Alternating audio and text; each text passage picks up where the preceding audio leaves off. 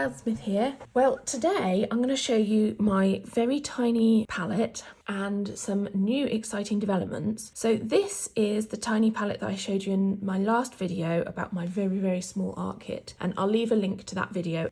So this one is a tiny little mince tin that I put 3 little half pans of watercolour in. It's got yellow, blue and red, so they're the 3 primary colours, and I thought this was so cute. And then my husband thought, well, what about if you 3D printed something to go inside a little tin like this, so then you could have more than 3 half pans.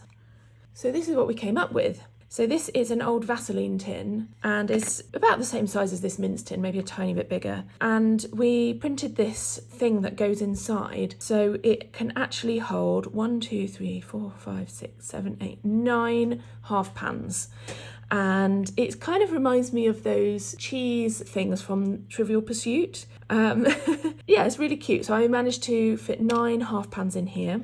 And then we came up with another idea, which was to actually have stacking. So this one, you can see there's a little dibbly thing and you can hold it and you can pull it out.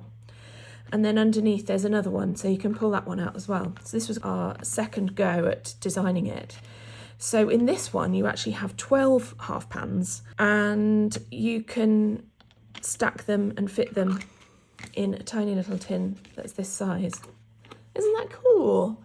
Now, I have got these available to purchase on my website if you would like to buy them. You can buy just the inserts or you can buy them with the little tin. So if you've got an old Vaseline tin that you wanted to use for this, then you can buy one of these inserts.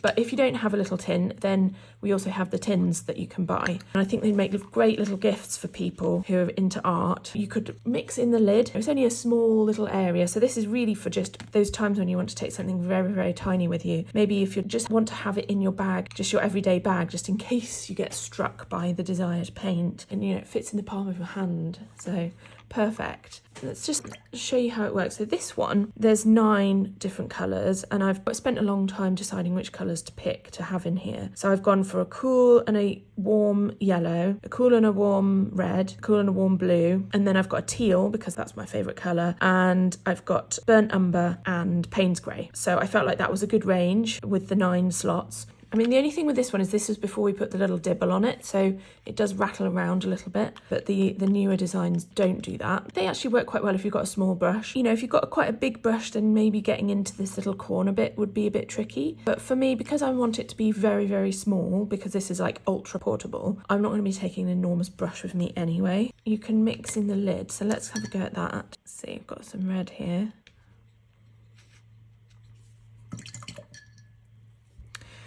Mix it with some of this yellow. That works quite well. You can only really mix one colour at a time. I think that's fine for the purposes of this.